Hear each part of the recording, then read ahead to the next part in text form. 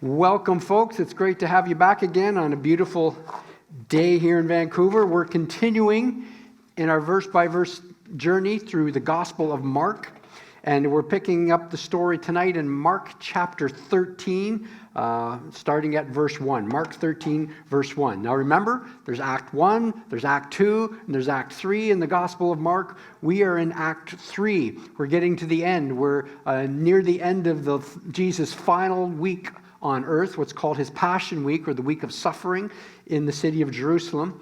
And in today's passage, Jesus is describing a total reordering of God's economy, a total reordering of God's structure. In today's passage, Jesus is describing the physical repercussions that are going to take place, even the political repercussions that are going to take place with the tearing down of the Old Covenant, the Old Testament, and the instituting of the New Covenant, or the New Testament. Okay, so let's pick up the context here. The first blank on your outline, Jesus predicts the total destruction of the temple in Jerusalem. That's what's about to happen here. Jesus predicts the total destruction of the temple in Jerusalem. Let me read it. Chapter 13, verses 1 and 2. As Jesus was leaving the temple, one of the disciples said to him, "Look, teacher, what massive stones, what magnificent buildings." Do we have anybody who is familiar with the soundboard back there? No? Do I? Could you go back and check and just tweak it a bit? I'm getting a bit of a ring on my voice. Thank you. So again, verses 1 and 2. As Jesus was leaving the temple, one of the disciples said to him, "Look, teacher, what massive stones, what magnificent buildings." Jesus said, "Do you see all these great buildings?" replied Jesus. "Not one stone here will be left on another. Every one will be thrown down." So what happens here is the disciples were doing the touristy thing. You know, they were impressed by the building, and it's actually completely understandable. Just the ruins of the temple that you can go to today, just the ruins are impressive. And all that's left is a portion of the foundation. So when you see on television, you know, and you see a picture of what they call the Wailing Wall or the Western Wall, and it's got all the bricks and so on, big stones.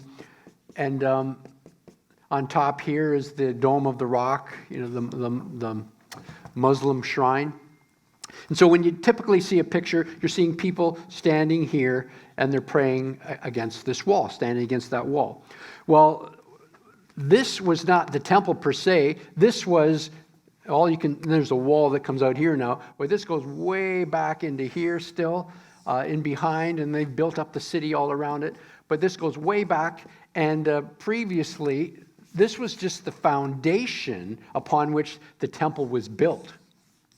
Okay, so when you go there now or see it, you're just seeing the foundation. It's like the concrete around your home, perhaps, the foundation, and then they build upon that foundation. That's all this is. And this even goes way down into the ground. It's really incredible. In fact, if you come with us in March of next year, we go in a tour and go behind here and underneath the temple and beside the temple. It's incredible. So the Western Stone, for example, just to show you how incredible this building was, the Western Stone is what it's called today. It's one of the largest quarried stones on earth. Okay, it weighs 570 tons. Just one of the stones back here, 570 tons. It is 45 feet long. This is just one stone they cut out and moved here. It's 45 feet long, 10 feet high, 11 feet wide. One single stone. And that's in the foundation.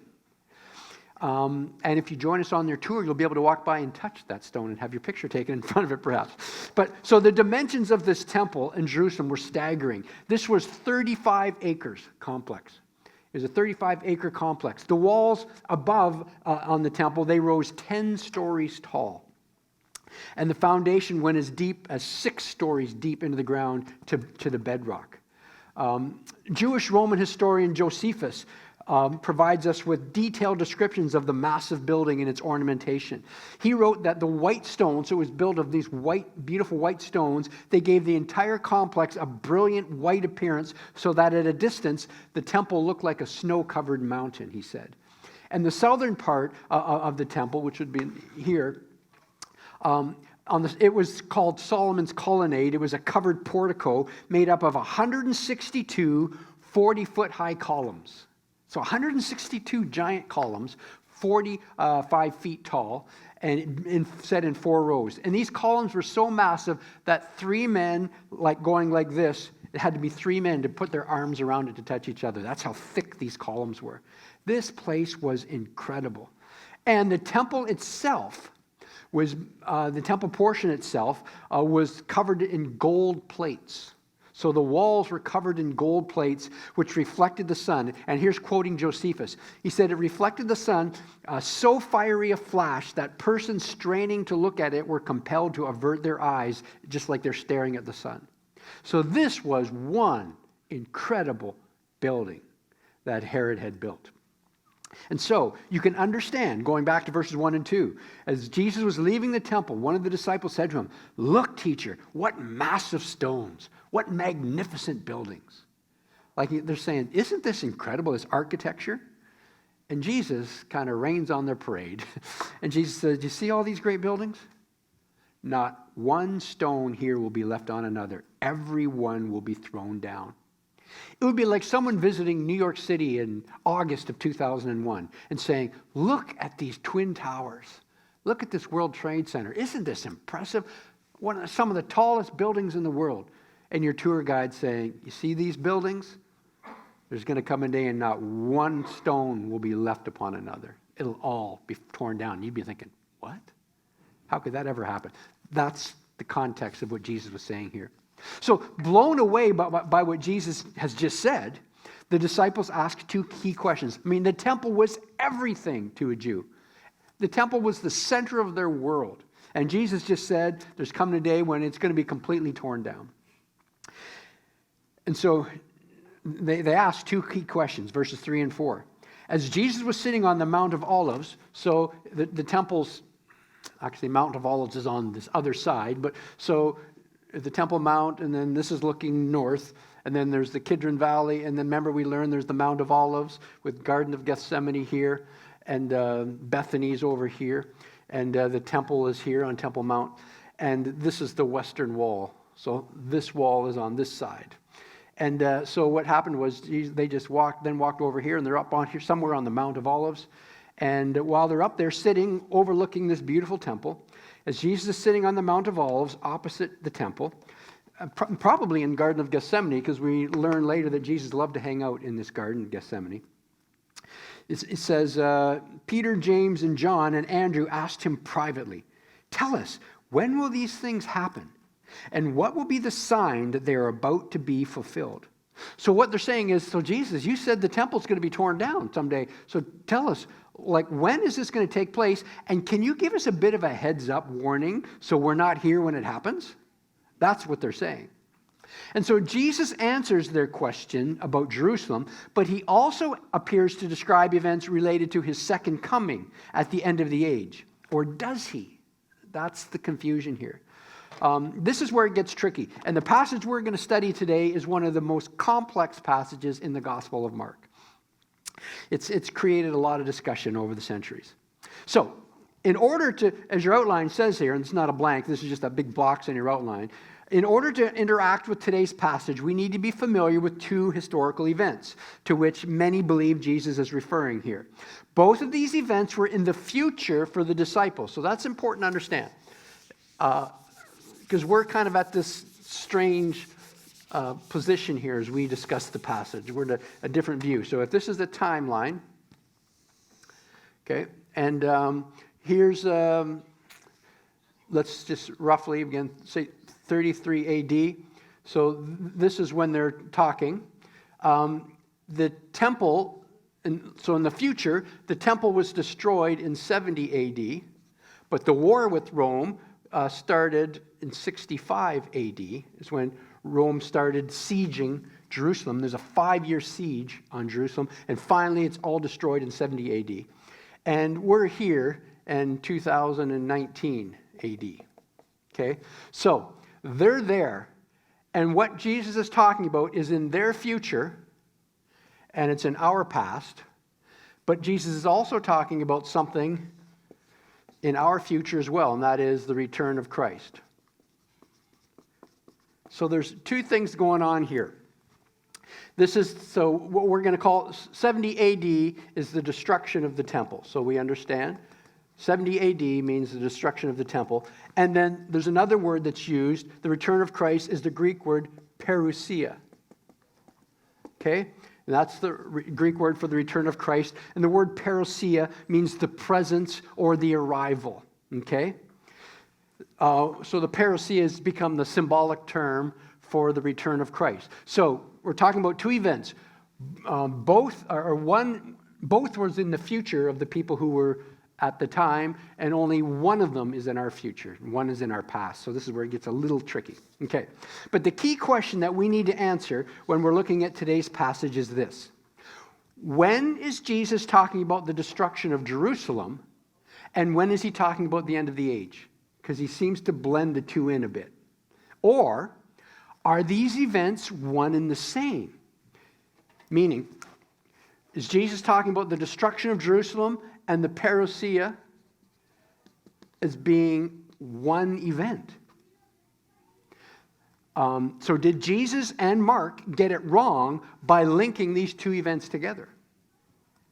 So did Jesus and Mark mistakenly connect the destruction of the temple and the destruction of Jerusalem with the return of Christ? So, because there are some who think that's what's happened in this passage.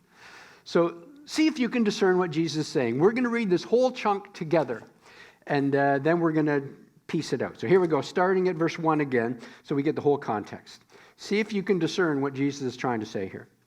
As Jesus was leaving the temple, one of the disciples said to him, "Look, teacher, what massive stones, what magnificent buildings. Do you see all these great buildings? Not one stone here will be left on another. Every one will be thrown down." As Jesus was sitting on the Mount of Olives opposite the temple, Peter, James, John, and Andrew asked him privately, "Hey, Jesus, tell us, when will these things happen? And what will be the sign that they're all about to be fulfilled?" Jesus said to them, "Watch out that no one deceive you. Many will come in my name, claiming, 'I am he,' and will deceive many. When you hear of wars and rumors of wars, don't be alarmed. Such things must happen, but the end is still to come." So he says, when you hear wars and rumors of wars, that's not the end. "Nation will rise against nation and kingdom against kingdom. There will be earthquakes in various places and famines. These are the beginning of birth pains." So all those things, that's not the end. That's the beginning, but that's not even the end, not even near the middle. "You must be on your guard. You will be handed over to the local councils and flogged in the synagogues. On account of me, you will stand before governors and kings as witnesses to them. And the gospel must first be preached to all nations. Whenever you are arrested and brought to trial, do not worry beforehand about what to say. Just say whatever is given you at the time, for it's not you speaking, but the Holy Spirit." Now again, is Jesus just speaking to the disciples, or is he speaking to all of us through the centuries? Keep reading. "Brother will betray brother to death, and a father his child. Children will rebel against their parents and have them put to death. Everyone will hate you because of me, but the one who stands firm to the end will be saved." Is he talking about his return? Is he talking about the calamity around the destruction of the temple? What's he talking about? "When you see the abomination that causes desolation, standing where it does not belong, let the reader understand." Jesus didn't say, "Let the reader understand." Mark wrote that. "When you see the abomination that causes desolation," that's a quote from the book of Daniel, "standing where it doesn't belong, then let those who are in Judea flee to the mountains. Let no one on the housetop go down or enter the house to take anything out. Let no one in the field go back to get their cloak. How dreadful it will be in those days for pregnant women and nursing mothers. Pray that this will not take place in winter, because those will be days of distress unequaled from the beginning, when God created the world, until now, and never to be equaled again." Is he talking about his return? Is he talking about the destruction of Jerusalem and the siege of Jerusalem? What's he talking about?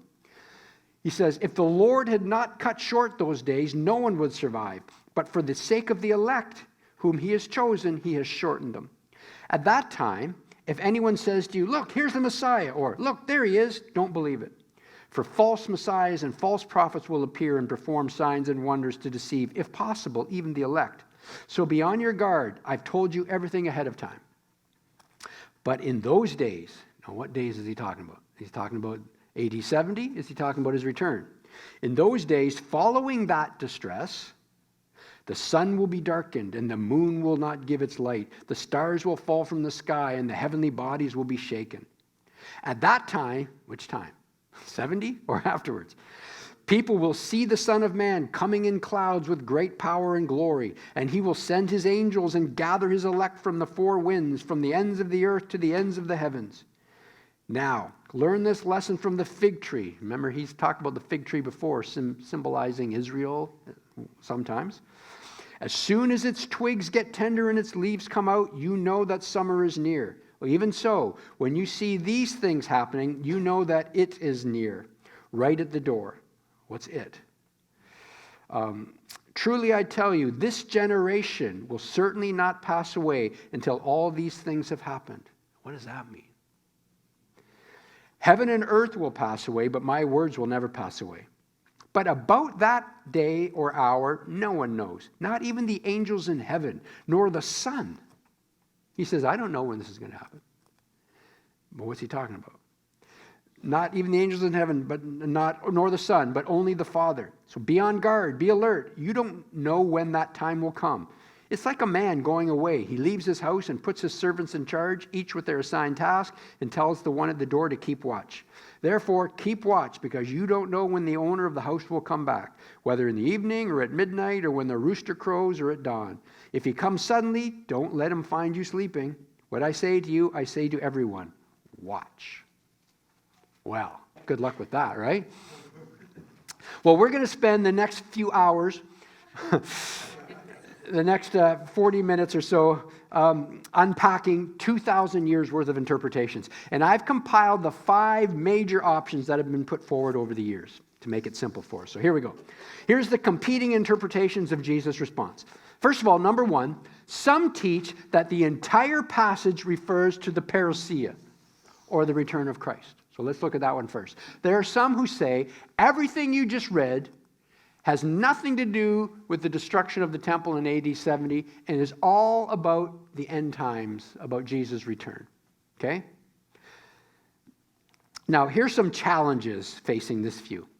First of all, letter A, 1A, you have to believe that Jesus completely ignores their question in verses 3 and 4. So to believe that everything Jesus just said is about his return means he ignored their question. They said, Jesus, you told us that there'll come a day when this temple, not one stone will be upon another. Tell us, when will that happen? And he says, his answer is, let me tell you about my return.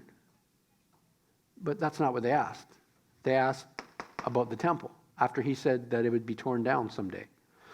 But if you believe everything is about the end times, then you've got to believe Jesus completely ignored their question. Okay? And letter B, Jesus' words, those who are in Judea flee to the mountains, and this generation will certainly not pass away until all these things have happened, seem out of place, if not misguided. Meaning, why would a Christ follower flee to the mountains at the return of Christ? Doesn't really make sense. Why would you do that? And does this generation refer to the generation to which Jesus was speaking at that time? When he says this generation, keep in mind, he's sitting talking to his disciples. And he said, this generation will not pass away until all these things have happened. Now, what's he saying there? If he's saying, speaking to the people in front of him, he's wrong. Because they did pass away. They're all dead. And he's talking about his return. They could maybe have thought, oh, so you're going to return, but when are you even going? Keep in mind, they have no concept of him dying in a couple days. But they would be thinking, so all of this is going to happen somehow, and we're going to be alive and see it all. So those are some challenges. What are the responses to people who hold this view? Because I want to be fair. Their response is that this generation refers to the generation that's alive at the return of Christ. So Jesus is saying, this generation, meaning the people who are alive when all this happens, this generation, they will not pass away before all this takes place. It seems a little obvious to me, though. That's like saying, the people who are alive when all of this happens will certainly be alive when all of this happens. Which is kind of a little redundant, right? Or some would say this generation refers to the Jewish race. And they kind of parse that word generation in the original Greek language and say it can refer to a race of people as well. It's possible.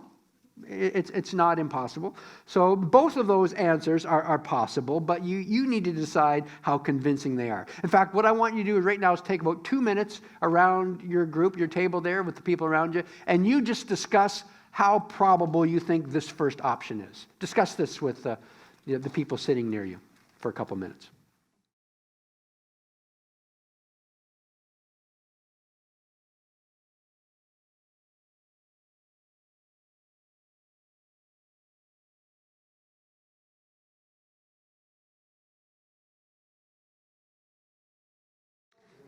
We'll ask you at the very end what view your table thinks is best when we summarize. Number 2, others teach that the entire passage refers to 70 AD. Okay, so the first group said, no, it all refers to the parousia. The other group says, no, everything Jesus is talking about has to do with the destruction of the temple in 70 AD. In other words, they asked, when will all this happen? And that's the only thing Jesus answered. He didn't talk about that temple and his return. He just talked about the destruction of the temple. He didn't elaborate on his return. Okay? Now, some challenges facing this view. One of the challenges, the apocalyptic language in verses 24 and 25, and the angelic gathering of the elect in verse 26, 27 needs to be explained, as your outline says. The apocalyptic language and the angelic gathering of the elect needs to be explained. What do we mean by apocalyptic language? If you were with us when we went verse by verse through the book of Revelation, we know, in fact, the word revelation is the Greek word apocalypsis. It literally means an unveiling.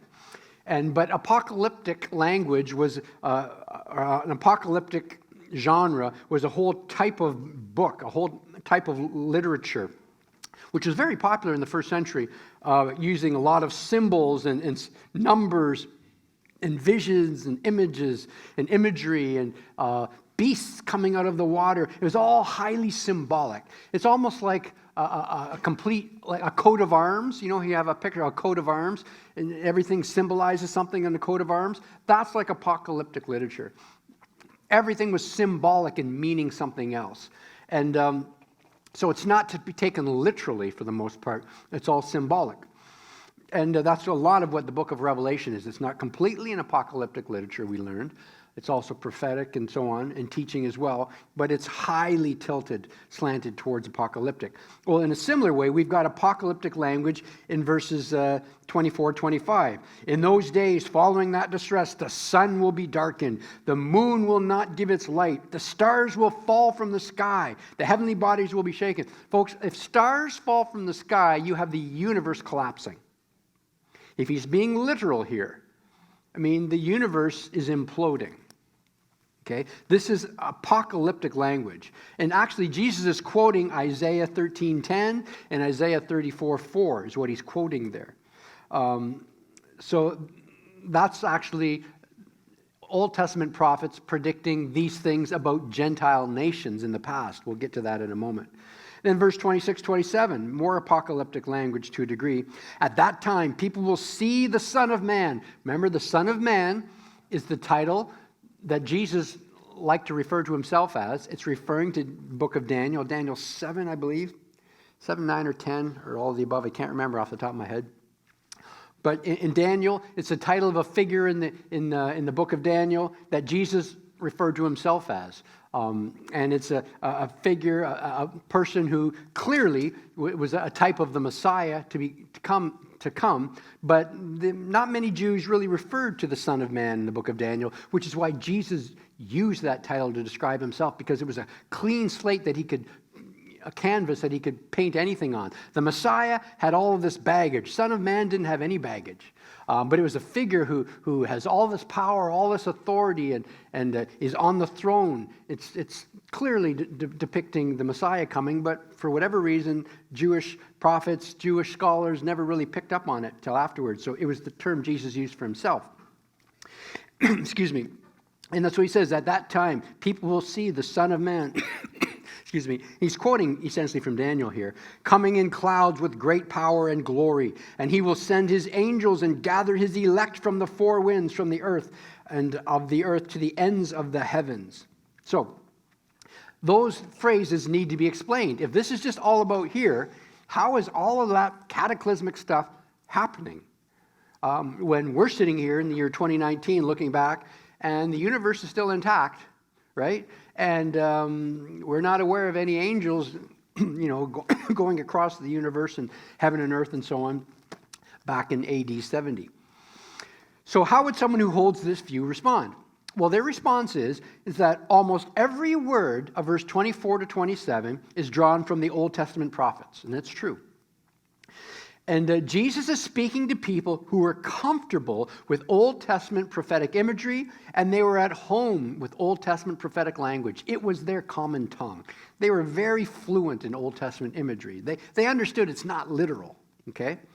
And the passage Jesus is quoting from Isaiah, for the most part, the passages are referring to the imminent downfall of specific nations. So he's quoting Old Testament prophets who were prophesying the downfall of Gentile nations around them. And so the prophets were using this cataclysmic apocalyptic language to describe coming political destruction of kingdoms that were intimidating Israel. So in the original prophetic context of these original words, this cosmic upheaval language conveyed vast political changes within world history. And they were not communicating literal collapse of the solar system at the end of the world. And the people in Jesus' audience knew that. They understood that. Okay? So Jesus is using the language that God used to describe the dismantling of Gentile nations in the past that were threatening Israel, except in this instance, Jesus is using the identical language to describe the dismantling of Jerusalem and the entire temple system. Okay? So instead of those phrases, that apocalyptic language being applied to Gentile nations in their past, Jesus is applying it to Israel and the temple in their near future. They didn't know how near, but in their future. Okay? And in verse 26-27, Jesus is alluding to Daniel's vision about the Son of Man, which was Jesus' go-to self-description. And so people holding to this view state that this is describing the Son of Man, Israel's Messiah, receiving the kingship on behalf of God's people. So that's what 26 and 27. At that time, people will see the Son of Man coming in clouds with great power and glory, and he will send his angels and gather his elect. So verse 26, nobody saw Jesus coming in the clouds. No, again, this isn't a matter of the Son of Man coming to earth. When you look at the passage Jesus is quoting, it's about the Son of Man going up into the heavens in the clouds, in the throne room of God, and being recognized as the king and having authority in the heavenly realms. So all of this takes place in the heavenly realms and is seen, again, it's apocalyptic language, it's seen only in the sense of the repercussions that are evident throughout the earth, which is Christ's authority on display. His kingdom grows, his kingdom expands. You can see all throughout the earth that there's a new king on the throne because of salvations, changed lives, healing, miracles, etc. So it becomes evident on earth that what has happened in the heavenly realms. And the New Testament writers pick up on this later. What is Paul talks about in Ephesians? About Christ seated in the heavenly realms and so on. Philippians as well. Okay, so that, they claim, is what is being portrayed by the angels gathering the elect from the four winds, from the ends of the earth to the ends of the heaven. They're talking about when Jesus ascends, the Son of Man is finally recognized on the throne of the heavens, his kingdom will now expand on the earth, and the angels will go about, and the kingdom of God will expand, and he's going to gather the elect from all the world, all around. People will be saved from everywhere, and his kingdom will grow and expand. It's all apocalyptic language, they would say. Okay? So that's how they would explain that, people who believe this view, that it's all about 70 AD. Letter B, Jesus seems to be saying, here's another challenge though, he seems to be saying, here's what I know regarding when it will happen. That's the next blank. Jesus seems to be saying, here's what I know regarding when it will happen. And verses 5 to 31 answer that. Here's what I know about when it'll happen. But then verses 32 to 37, he seems to be saying, I have no idea regarding when it will happen. So which is it, Jesus? Because they ask, when is this going to take place? Here's what I know. Here's what I know about when it'll happen. And by the way, I have no idea when it'll happen. So he kind of, the challenge to this view is, if it's all about AD 70, he seems to be giving a mixed message there. To me, this seems to be the biggest challenge and weakness of this view. It seems to me, and to most scholars I might add, that there's a definite break or a definite shift in Jesus' language and teaching at verse 32. Look at verse 32. That's where there's the greatest agreement, that there's a definite shift here. So look at verse, let's say, starting at verse 30. Truly I tell you, this generation will certainly not pass away until all these things have happened. Heaven and earth will pass away, but my words will never pass away. And then there's a shift here.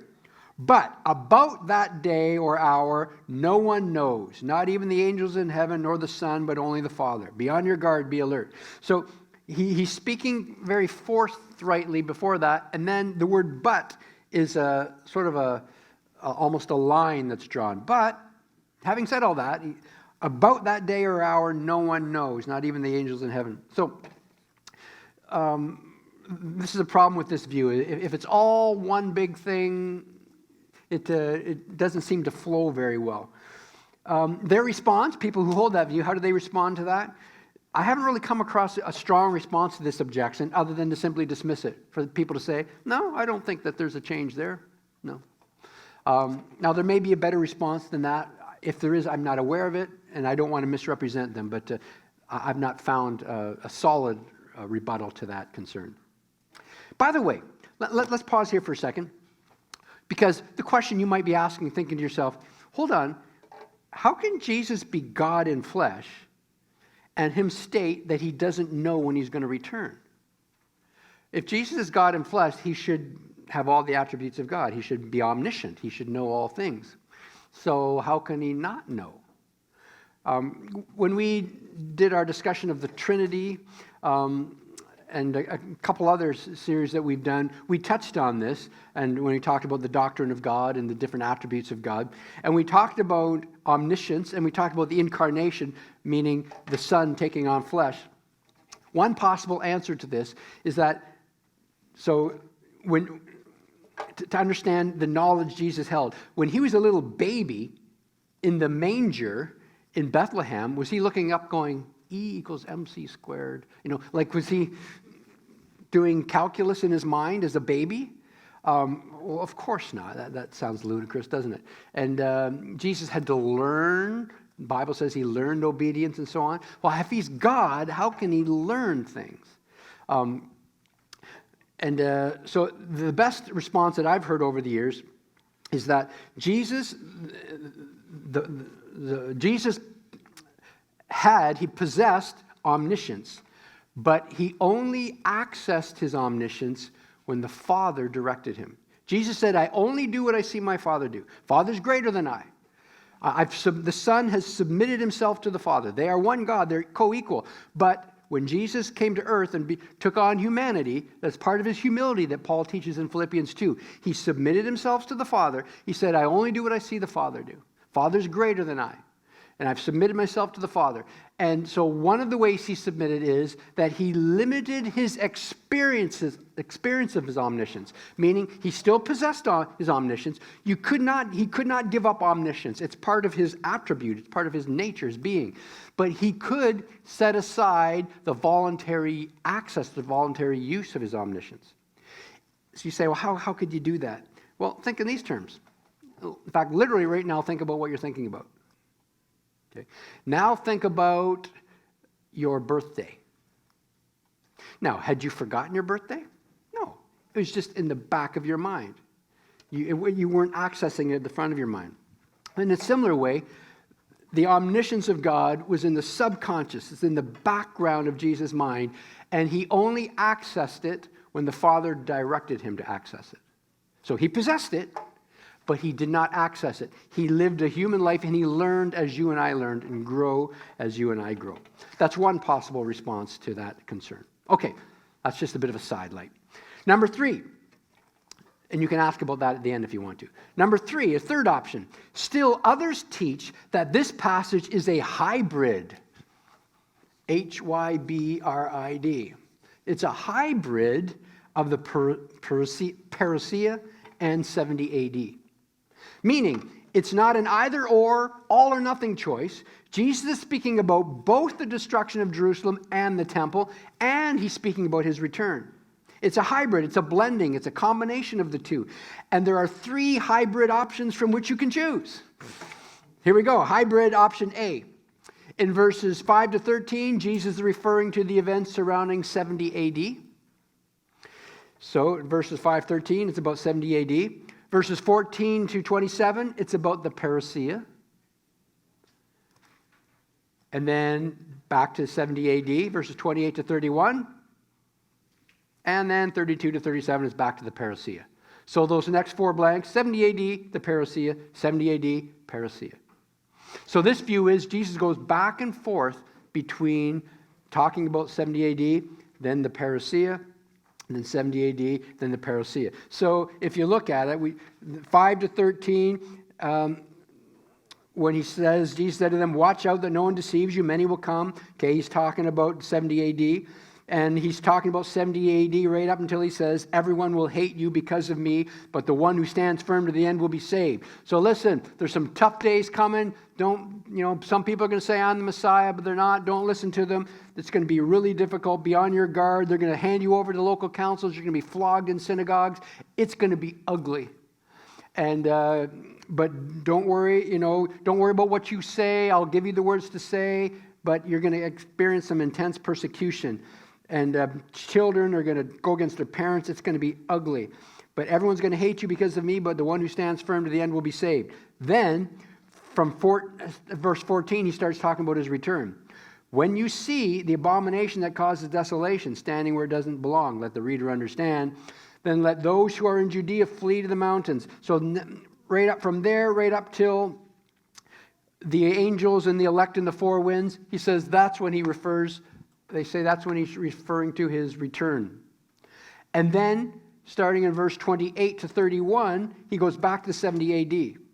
Now, learn this lesson from the fig tree. As soon as its twigs get tender and its leaves come out, summer is near. So when you see these things happening, the stuff that I was just talking about, all the synagogue and beating and flogging, know that,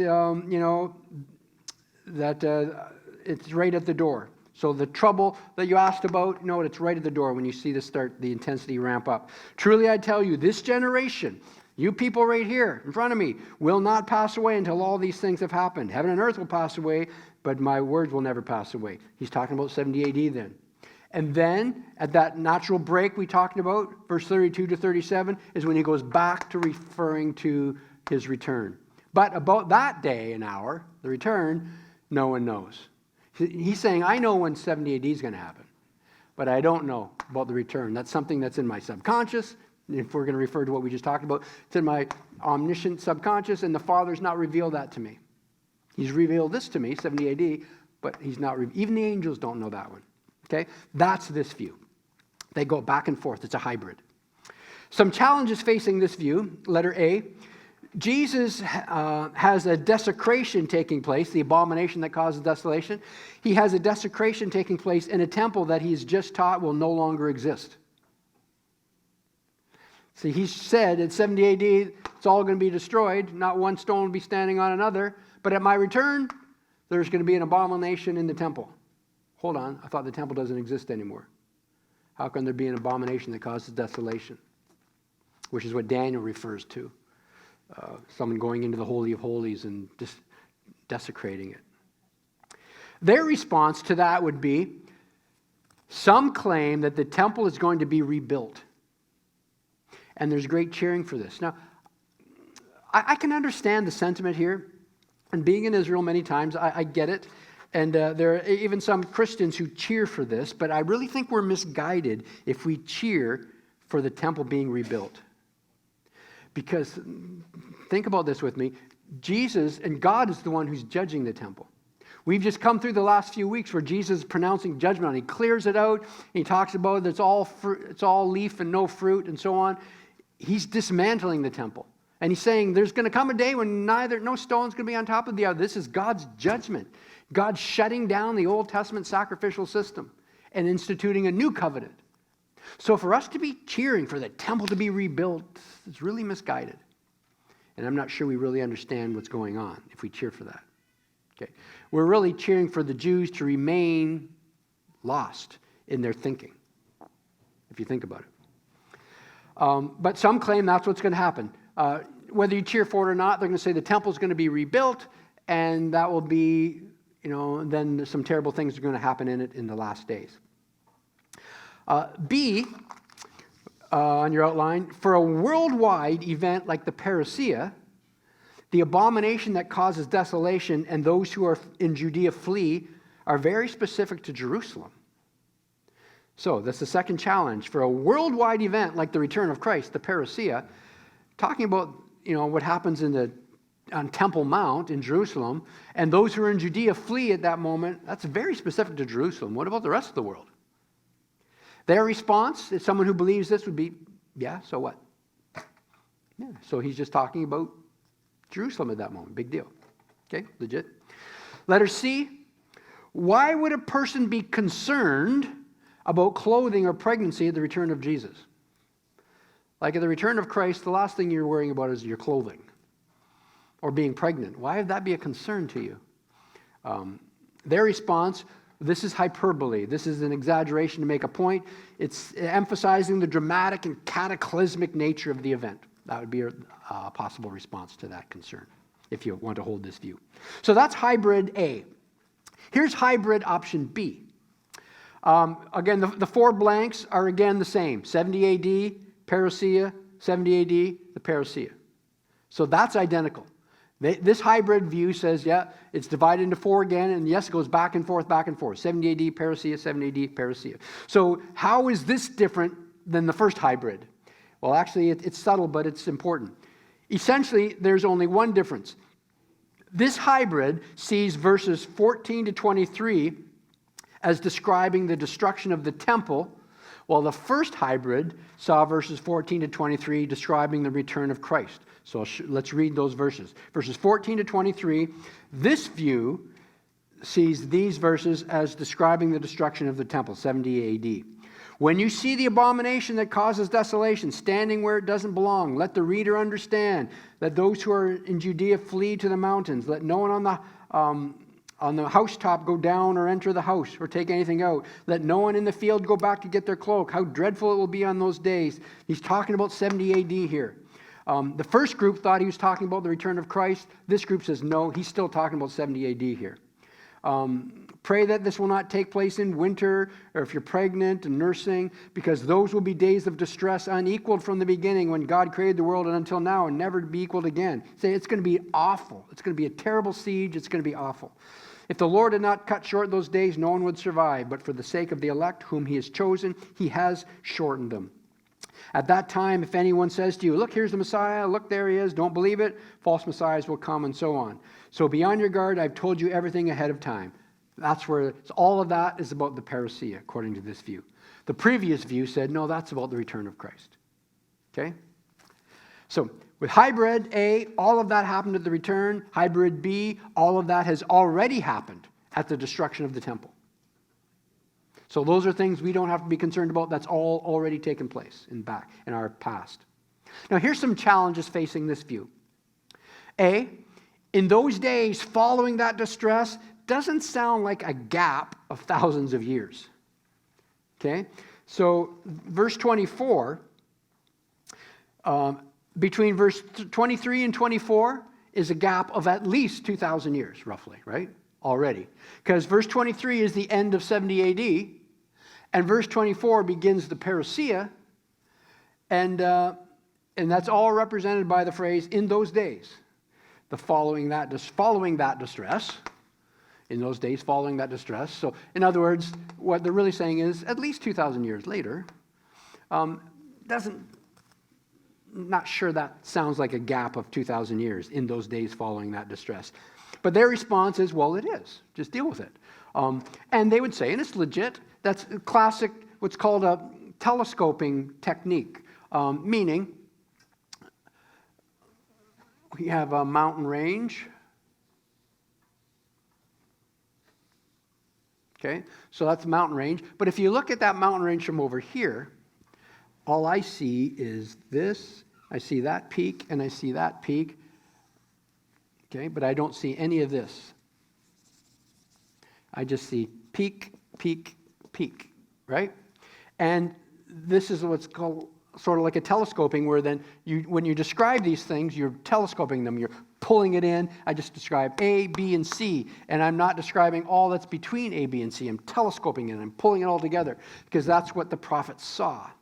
And they're just describing that. Doesn't mean there's, it is chronological, meaning one after the other, but there can be huge gaps between them, and that often takes place in Scripture. In fact, the genealogies in the Scripture are often telescoped. They leave in sometimes hundreds of years left out in genealogies, okay? So that's what they're saying is happening here. It's just they're telescoping this. And this is, after that, it's a couple thousand years, so yeah, deal with it. That's a scriptural technique, they would say. Legitimate response.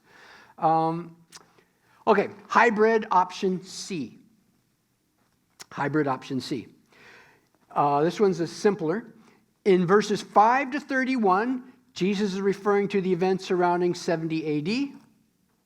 So 5 to 31 is all about 70 AD.